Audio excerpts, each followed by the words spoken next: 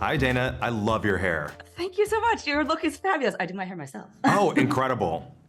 Thank you. You look so amazing today. Oh, thank you. Giving a little golden loin. Yeah. A little, you're serving a lot of golden loin. I know, I'm kind of blinding. But that's such a perfect segue because I would love to know what you admire most about Ambrosius.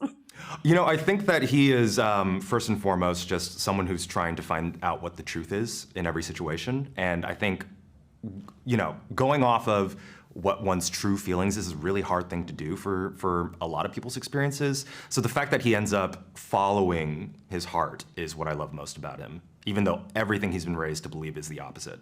Yeah, it takes him a little bit to get there, but you know. Yeah.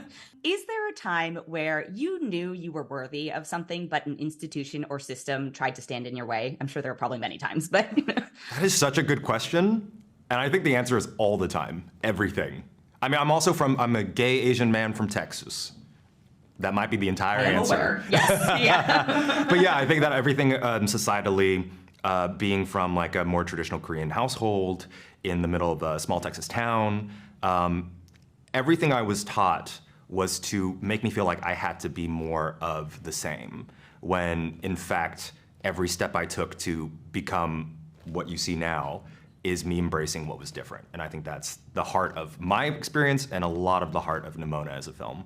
Yeah. Is there a time where you can remember, you know, a specific misconception that you were under or people thought about you that you were able to prove them wrong and like get them to go on that journey? Oh yeah, absolutely. I think I always recall being the only Asian kid in class when I was in elementary school. And so knowing that I was informing them about my culture, especially during that time, I always say that you just have to know one. You just have, like Nimona, I see you just have to see and meet and accept one person, and that completely changes your worldview.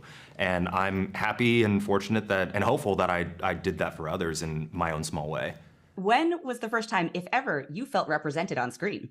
Oh, these are such good questions. Thank you. You know, I've talked about this a lot. I think when I was a kid, the yellow Power Ranger from the Asian side. Trini, yeah.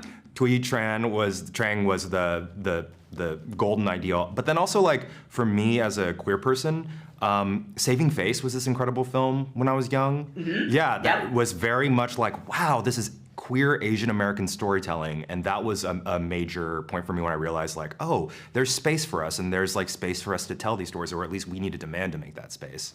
Which we're still working on, but you know, we're getting there. We're getting there.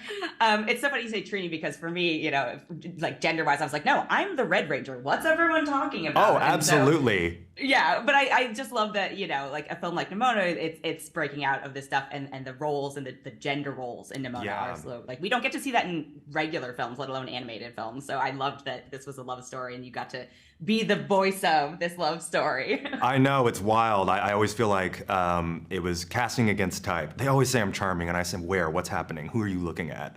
But it was very nice to be able to be softer and at least like try to convey a pure relationship between these two men. And I always joke, I just ended up talking like I was talking to my boyfriend. There you go. There you go. Thanks so much. Lived in experience. Thank you so much. Yeah, thank you. Congrats on the film. And congrats on the hair. It's so good. Oh, thank you.